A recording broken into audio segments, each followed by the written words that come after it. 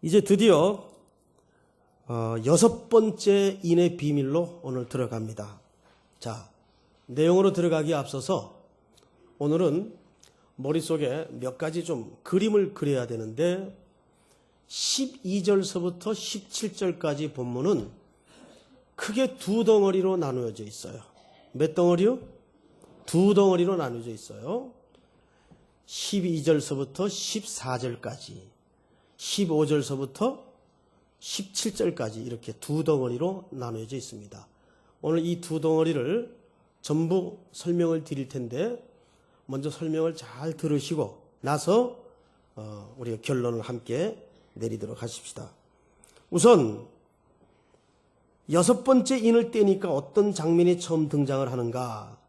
큰 12절에 보세요. 내가 보니 6째 인을 떼실 때에 큰 지진이 나며. 지진. 여러분 지진 겪어보셨나요? 제가 설교 시간에도 가끔 지진 얘기를 합니다만은 왜 이렇게 지진 얘기를 가끔 하냐면 저는 실제 그 지진을 겪어봤기 때문에 지금도 그때 그 느낌이 머릿속에 이렇게 생생하게 살아있는 것 같아요. 새벽녘에 이 귓전에 막 탱크가 굴러가는 소리처럼 꽈르릉 하면서 잠이 깼는데 천지가 암흑이에요. 그리고 막 냉장고 앞으로 밀려 나와 있고 어마어마한 흔들림이죠. 근데 그건 아무것도 아니에요. 최근에 스촨성에 있었던 지진, 또 오래전 샌프란시스코에 있었던 지진, 또 관동 지방에 있었던 지진, 이런 지진들은 거의 빅뱅에 해당하는 엄청난 지진입니다. 이게 한번 생각을 해보세요. 우리가 지금 이 딛고 서 있는 이 지축이 한번 뿌리째 흔들린다고 생각을 해보세요. 그 공포스러움이 어떻겠는가. 그건 경험해보지 않으면 모르는 일이에요. 그래서 이 지진을 한번 경험한 사람은 그 후유증이 평생 간다고 합니다. 그 충격이 이게 떨쳐낼 수가 없는 충격이라고 해요. 큰 지진. 그게 이제 마지막 날이 그림으로 묘사되고 있죠. 또 그 다음에 나오는 게 뭐예요? 해가 검은 털로 짠 상복같이 검어지고, 이제 번역을 좀 제대로 좀 쉽게 해놨네요. 옛날 성경에는 총담이라는 표현을 썼어요. 총담. 이제 검은 털로 짠 상복같이 검어지고, 달은 온통 뭐같이 됩니까? 피같이 되며, 여기까지만 봐도 거의 호러물이에요. 호러물. 예? 예. 공포영화예요. 공포영화. 근데 하늘의 별들은 또 어떻게 돼요? 무화과나무가 대풍에, 난 식당 이름이 여기 나오는 줄 처음 알았어요. 이게 어디 있는 식당이라고는 제가 차마 간접 광고가 되니까 얘기를 못 하겠는데, 하여간 대풍 식당이 있어요. 무화과나무가 대풍에 흔들려 설익은 열매가 떨어지는 것같이 땅에 떨어져요. 엄청나죠? 이게 거기서 끝나는 게 아니에요. 해, 달, 별 끝났어요. 하늘은 두루마리가 말리는 것 같이 떠나가고 각 산과 섬이 제자리에서 옮겨지며 이제 여기까지가 첫 번째 덩어리예요. 자, 그럼 우리가 이제 여기서 질문을 하나 해야 됩니다. 이게 계시록 강의 내내 나오는 의문들이지만은 이러한 일들이 끝날에 실제 있겠다는 얘기냐, 아니면 어떤 메시지를 드러내기 위한 상징적 그림이냐, 이거를 뭘로 기준을 해야 될까? 그거는 해석자들에 의해서 가늠되어지는 게 아닙니다. 간단하게 이러한 표현들은 유대 문학의 전통적인 표현들이에요.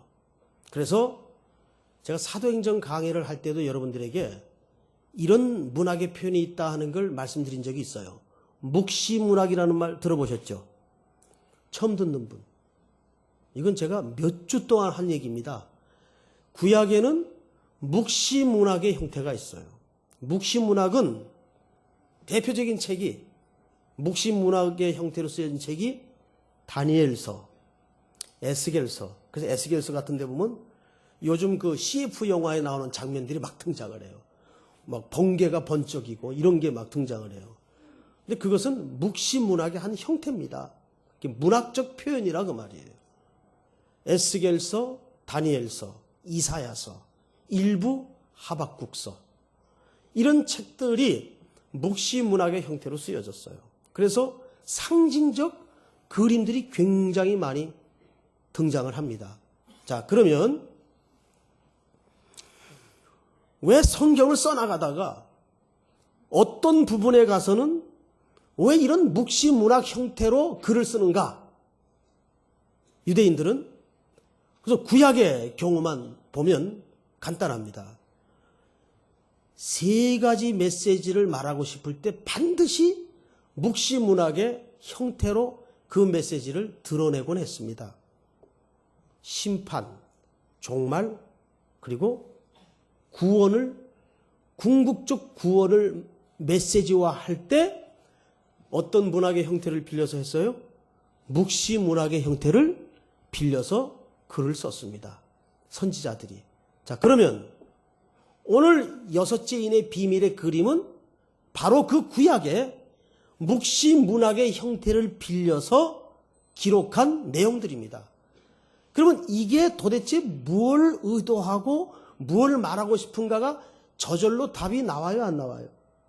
저절로 답이 나오죠. 뭘 말하고 싶은 겁니까, 결국은? 그렇습니다. 심판과 종말과 궁극적 구원을 말하고 싶은 그림들이에요. 그거를 말하기 위해서 이런 풍성한 그림 언어로 우리에게 말하고 있는 겁니다. 자, 그러면 이 본문을 잘 들여다보면 세 가지 동사가 등장을 하는 걸 볼 수 있어요. 자, 그걸 다시 한번 볼까요? 자, 몇 절을 보시냐면 13절. 하늘의 별들이 무화과 나무가 대풍에 흔들려 설익은 열매가 떨어지는 것 같이 땅에 어떻게 돼요? 떨어지며 하늘은 두루 마리가 말리는 것 같이 떠나가고 떨어지며 떠나가고 각 산과 섬이 제자리에서 또 뭐예요? 옮겨지며. 자, 앞을 보세요. 떨어지고 떠나가고 옮겨지고 요 세 가지를 한 개념으로 묶고 나면 뭐라고 설명할 수 있을까요? 요 세 가지를 한마디로 묶어내라면 이 땅의 것들은 전부 영존할 것들이 있다 없다? 없다 그 말이에요. 이 땅의 것들은 다 마지막 날에는 사라지고 떠나가고 영존하지 못한다. 그러면 그거를 뒤집어서 반대로 한번 생각을 해보세요. 무엇만 남는다? 결국에는 영원한 것만 남게 된다. 그럼 그 영원한 게 뭘까요? 영원한 게 계시록 21장을 보십시다. 계시록 21장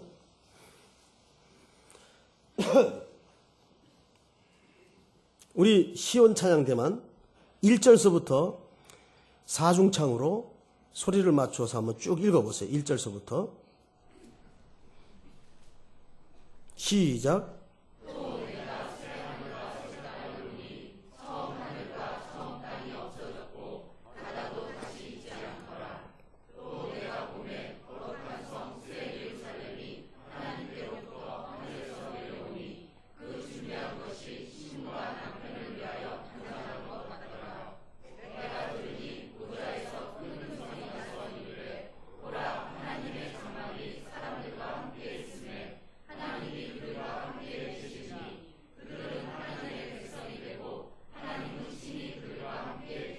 아멘. 자, 보세요. 여기 지금 묘사된 계시록 마지막 부분에 보니까 처음 것들은 다 있어요, 없어요? 다 떠나갔어요. 다 없어졌어요. 뭐만 남아요? 잘 보세요. 3절. 내가 들으니 보좌에서 큰 음성이 나서 이르되 보라, 하나님의 장막이 사람들과 함께 있음에 하나님이 그들과 함께 계시니 그들은 하나님의 백성이 되고 하나님은 친히 그들과 함께 계셔서. 자, 마지막에 영존이 남을 것은 하나님의 백성과 하나님과 하나님의 장막이에요. 믿습니까, 여러분? 새 하늘과 새 땅이라 그 말이에요. 이것만 남아요.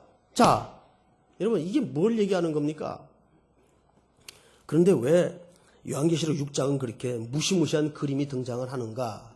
이걸 아셔야 됩니다. 하나님은 심판과 종말을 말씀하실 때, 재난과 재앙을 선포하실 때 그것이 하나님의 본 마음이 아니에요. 언제나 재난과 종말은 그 자체를 목적으로 하나님이 설정하시고 계획하신 적이 없어요. 제가 한 군데만 읽을게요. 이건 찾지 말고 들으시기 바랍니다. 잘 들으세요. 예레미야서에 예레미야가 한 얘기인데, 여호와의 말씀이니라. 너희를 향한 나의 생각을 내가 아나니 평안이요 재앙이 아니니라. 너희에게 미래와 희망을 주는 것이니라. 다시 여호와의 말씀이니라. 너희를 향한 나의 생각은 내가 아나니 뭐예요? 평안이요 재앙이 아니니라. 너희에게 미래와 희망을 주는 것이니라. 이걸 예레미야가 언제 한 얘기인지 아십니까? 이스라엘 백성들이 이스라엘 역사의 가장 깊은 칠흑 같은 나락에 떨어져 있을 때, 사방을 둘러봐도 절망스러울 때, 아무것도 희망이 없을 때, 예레미야 선지자를 통해서, 눈물의 선지자를 통해서 이 희망의 메시지를 선언합니다. 하나님의 생각은 재앙과 재난이 아니다. 미래와 희망에 관한 것이다. 이게 누구의 얘기예요? 여호와의 말씀이니라. 그러니까 하나님께서 우리 인류를 향해서 이런 재난과 재앙을 말씀하신 것은 하나님의 백성들에게 잘못되면 벌 주고 때리고 야단치고 여기에 궁극적인 의도를 가졌거나 목적을 두신 역사의 계획이 아니라고 말이에요. 그것은 우리를 한 걸음 더 깨우고 하나님께 집중토록 하기 위한 하나님의 수단이고 방편이에요. 그래서 이런 재난들을 우리에게 소개하는 겁니다. 그림 언어를 통해서.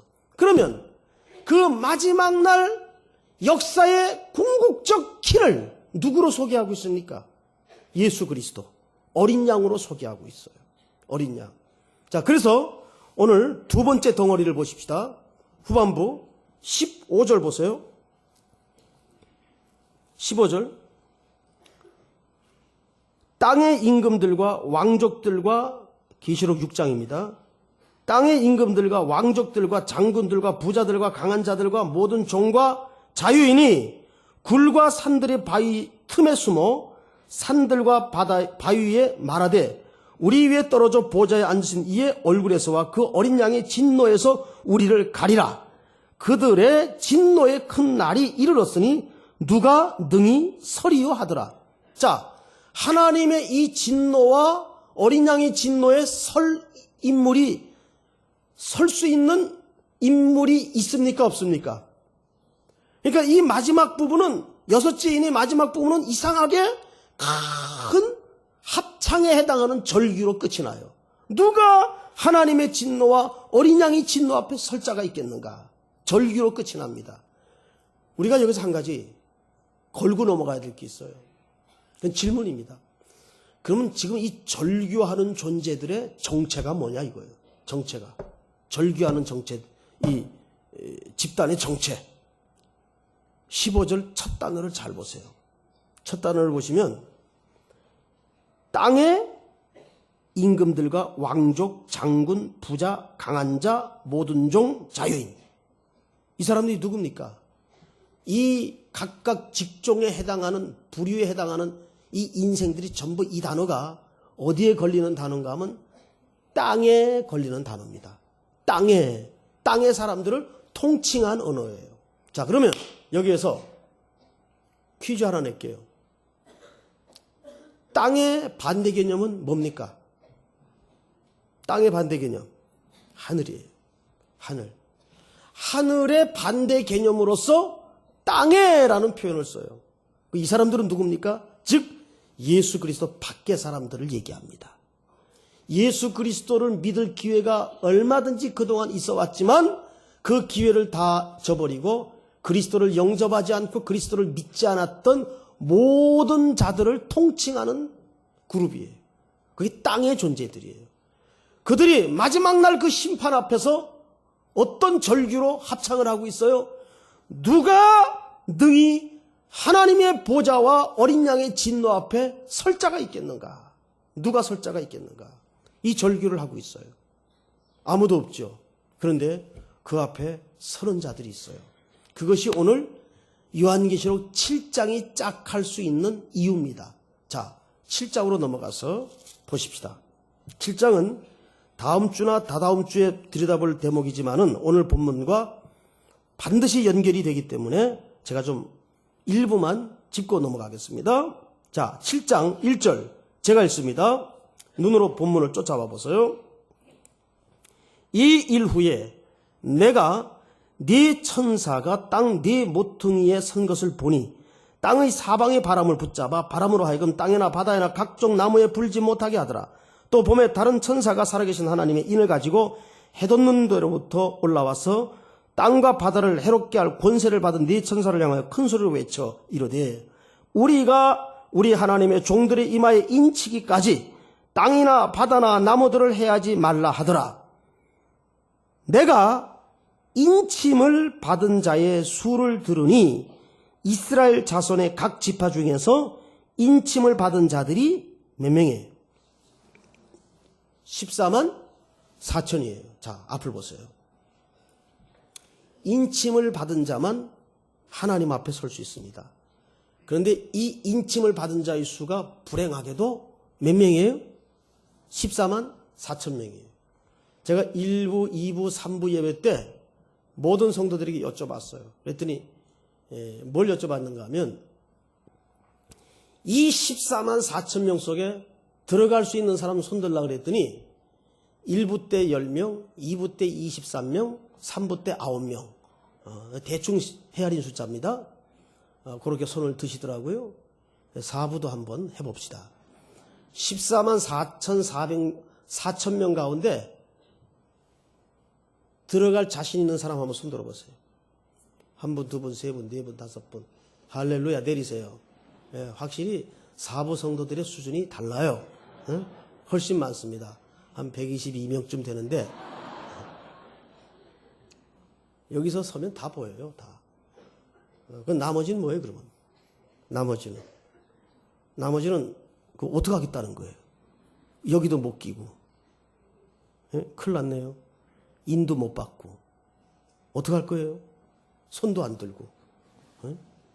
예수는 눈치가 빨라야 잘 믿는 건데 남 손 드는 거 봐서 빨리 손을 들든가 하셔야 될 텐데. 자, 우선 14만 4천이라는 수가 어떻게 산출이 됐는가서부터 좀 생각을 해보십시다. 12 곱하기 12 하면 얼마입니까? 144가 나옵니다. 거기에다가 얼마를 곱해야 14만 4천이 됩니까? 그렇습니다. 1000을 곱해야 14만 4천이 나옵니다. 그러면 왜 10이며 또 12를 두 번 연거푸 곱하는 건 뭐며 거기에다가 왜 하필 만이 아니고 1000이냐? 자, 이제 이 수에 대해서 여러분 먼저 선지식을 가지고 접근을 하십시오. 여기에 나오는 모든 수는 죄송하지만 유대 문학의 양식이에요.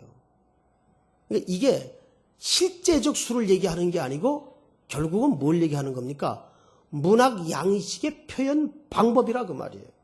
자, 이 계산이 이렇게 나옵니다. 히브리에는 수마다 다 개념이 있어요. 이름마다 개념이 있고 예를 들어 일은 하나님의 수예요. 그래서 첫 것, 장자는 전부 누구한테 드리도록 돼 있어요? 하나님께 드리도록 돼 있어요. 왜? 일은 하나님의 숫자이기 때문에. 2는 증인의 수예요. 증인은 반드시 2인 이상이어야 돼요. 3은 하늘의 숫자입니다. 성부, 성자, 성령. 하늘의 숫자예요. 4는 동서남북, 땅의 각 방향을 지칭하는 겁니다. 그래서 땅의 숫자입니다. 자, 3과 4, 하늘의 수와 땅의 수를 곱하면 뭐가 나옵니까? 12가 나와요. 12. 그래서 유대인들은 이거 뭐 계산 어려워요? 어렵지 않죠?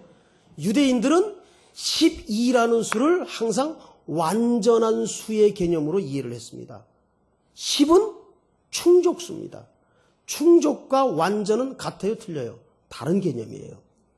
자, 그래서 유대인들은 12를 완전수로 보았기 때문에 지파도 몇 지파를 했어요? 12지파를 합니다. 사도도 몇 사도를 해요? 12사도를 합니다. 그래서 12지파는 구약의 교회의 상징을 대표하는 겁니다.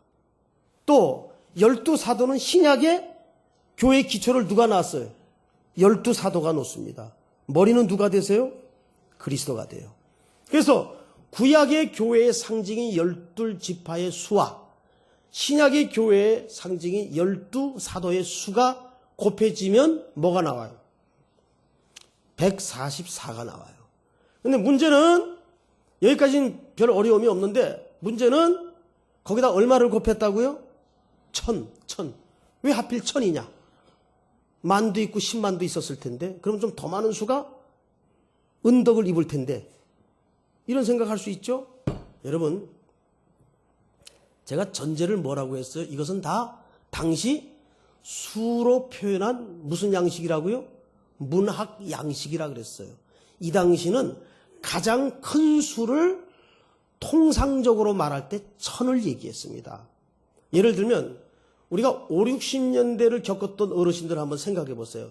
그때는 가장 크다는 수의 사회적 통념의 대표적 수가 100만이었어요. 맞죠? 그래서 간첩 잡으면 얼마 줬어요?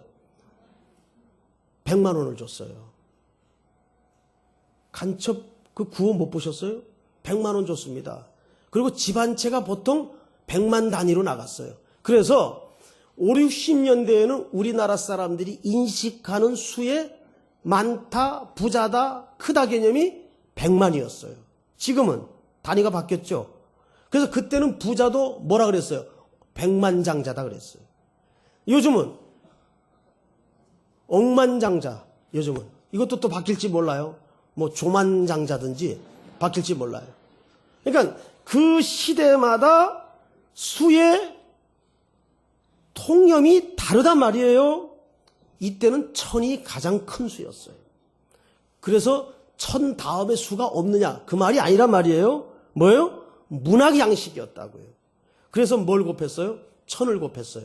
1000을 곱했더니 뭐가 나와요? 14만 4천 명이 나오는 거예요. 자, 성경을 보십시다.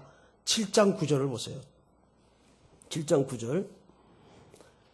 이 일 후에 내가 보니 각 나라와 족속과 백성과 방언에서 아무도 능히 셀 수 없는 큰 무리가 나와 흰옷을 입고 손에 종려가지를 들고 보호자 앞과 어린 양 앞에 어떻게 돼 있어요?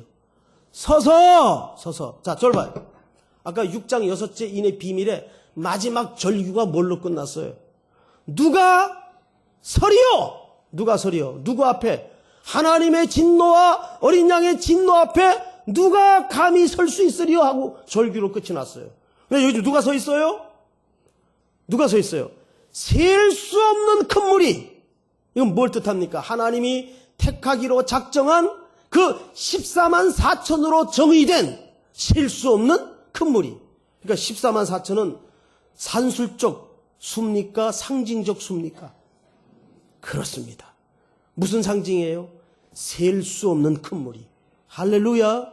예? 이거를 일부 잘못 해석을 해가지고 14만 4천 명만 천국에 들어갈 수 있다 그래가지고는 성도들을 막 신앙적으로 막 스트레스를 주고 억누르고. 이 제일 좋은 게 뭐예요? 헌금 많이 해라, 헌금. 그러면 여기에 다 들어가게 돼 있다. 기도 많이 해야 된다. 그래서 자꾸 인간의 행위를 강조하기 시작해요. 일부 이단들에 의해서 이 해석이 숫자적으로 문자적으로 잘못 이해가 되고 잘못 접근이 되어서 그래서 천국에도 마치 무슨 계급이 있는 양 이렇게 거의 사기에 가까운 해석을 한단 말이에요. 이건 상징적인 수예요. 이 수가 갖는 상징은 뭐라 그랬어요? 셀 수 없는 큰 무리. 그분 이 셀 수 없는 큰 머리가 분명히 지금 누구 앞에 서 있어요? 어린 양의 보좌 앞에 서 있다고요. 근데 이 사람들이 전부 무슨 옷을 입고 있어요? 흰 옷을 입고 있어요. 흰 옷을. 그러면 이게 도대체 누구냐? 이 사람들은. 어느 한 장로가 질문을 했어요. 성경에 보세요. 13절. 10절부터 제가 읽겠습니다.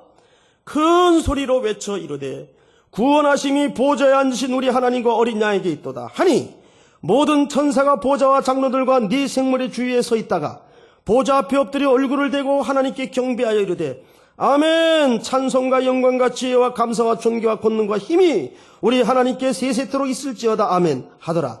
장로 중 하나가 응답하여 나에게 이르되 이 흰옷 입은 자들이 누구며 또 어디서 왔느냐? 내가 말하기를 내 주여 당신이 아시나이다 하니 그가 나에게 이르되 이는 큰 환난에서 나오는 자들인데 어린 양의 피에 그 옷을 씻어 희게 하였느니라. 할렐루야. 자, 어린 양 보좌 앞에 흰옷을 입고 서 있는 큰 무리가 있어요. 근데 이 사람들이 흰옷은 어떻게 휘어진 옷입니까?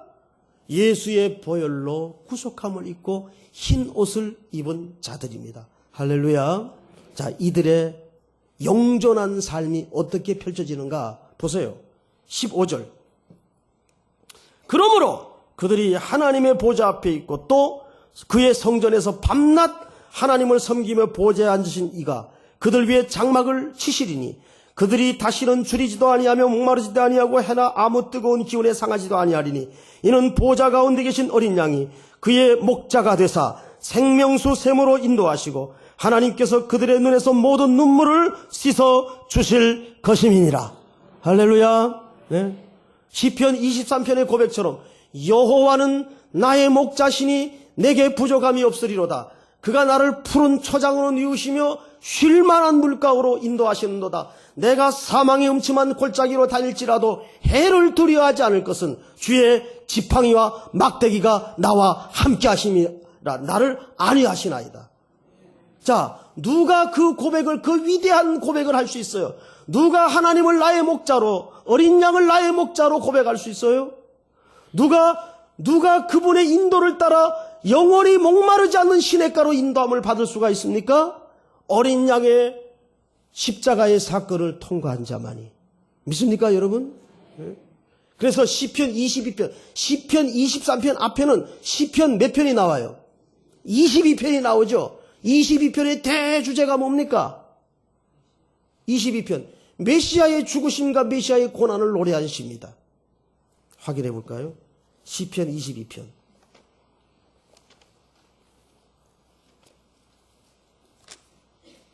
시편 22편 1절 제가 좀 읽겠습니다. 내 하나님이여 내 하나님이여 어찌 나를 버리셨나이까? 어찌 나를 멀리하여 돕지 아니하시오며 내 신음소리를 듣지 아니하시나이까? 이거 누구의 절규입니까? 오실 예수 그리스도, 그 메시아께서 십자가 위에서 절규하실 절규가 22편에 예언되어 있다고 말이에요. 2절 내 하나님이여 내가 낮에도 부르짖고 밤에도 잠잠하지 아니하오나 응답하지 아니하시니이다. 이스라엘 찬송 중에 계시는 주여 주는 거룩하시디이다. 우리 조상들이 주께 의뢰하고 의뢰하였으므로 그들을 건지셨나이다. 그들이 주께 부리죠 구원을 얻고 주께 의뢰하여 수치를 당하지 아니하였나이다. 나는 벌레요 사람이 아니라 사람의 비방거리요 백성의 조롱거리로다. 나를 보는 자는 다 나를 비웃으며 입술을 비죽거리고 머리를 흔들며 말하되 그가 여호와께 의탁하니 구원하실 걸 그를 기뻐하시니 건지실 걸 하나이다. 자, 이게 어디 장면을 그려낸 겁니까? 십자가의 예수님께서 온 인류의 죄를 대속하기 위해서, 우리의 죄를 구속하기 위해서, 속량하기 위해서 그 십자가 위에 달리셨을 때 로마의 군병들이 조롱하던 모습이에요. 이 십자가의 사건을 통과한 자만이 뭐를 고백할 수가 있습니까? 시편 23편 여호와는 나의 목자시니 내게 부족함이 없으리로다. 이 위대한 고백을 할 수 있는 거예요. 믿습니까, 여러분? 자, 결론입니다. 앞을 좀 봐주세요. 이 땅의 모든 역사는 끝이 납니다. 떨어지고 떠나가고 흔들리게 돼 있어요. 영존할 것이 없어요. 마지막에는 영존할 것만 남는데 그 그림이 뭐였어요? 하나님과 그의 백성과 하나님의 나라만 남습니다. 믿습니까 여러분? 주의 나라만 남아요. 할렐루야. 그런데 오늘 그 밑에서 그 심판날이 절규하던 땅의 백성들의 그림을 봐서 누가 하나님의 진노와 어린 양의 진노 앞에 설 자가 있겠는가 절규합니다. 근데 7장으로 넘어가 봤더니 14만 4천 명이 인침을 받아 그 앞에 세워집니다. 그 14만 4천은 누구예요? 셀 수 없는 큰 무리, 어린 양의 보혈의 피로 구속함을 받은 백성들. 결국 기독교는 선명하게 이 진리를 증언하고 외쳐야 됩니다. 믿습니까 여러분? 이 기독교가 가는 가장 복음의 핵심이에요. 그래서 이 역사의 마지막 큐는 누가 쥐고 있어요? 어린 양 예수가 붙들고 있습니다. 그래서 이 모든 어려움과 고단한 순례길에 내 앞에 끊임없이 밀려온다 할지라도 우리는 영원한 미래요 영원한 소망이신 예수 그리스도께 집중해야 됩니다. 지미 카터 대통령이 세계 정상이 모인 자리에서 은퇴한 후 연설할 기회가 있었답니다. 연단에 세워졌습니다. 그리고 그는 조용히 입을 열었습니다. 나는 평생 3가지 감사할 것이 있습니다. 그 연설을 청취하고 있던 모든 세계의 정상들이 그 어떤 자리입니까? 각자 추측을 하고 있었겠죠. 아메리카 합중국의 대통령이 된 걸 감사하겠지. 노벨 평화상을 받은 걸 감사하겠지. 이런 각각의 추측을 하고 있을 그때에 조용히 나직한 목소리로 입을 열면서 첫째 입을 떼는데 나는 내 평생에 어린 양의 보혈로 구속함을 받은 사건, 내가 예수 그리스도를 만난 사건이 내 인생의 가장 큰 축복입니다. 그게 미국의 대통령을 지냈던 카터 입에서 나왔던 고백이에요. 예수 그리스도를 내 인생에 만난 것이 가장 큰 감사입니다. 두 번째가 뭔지 아세요?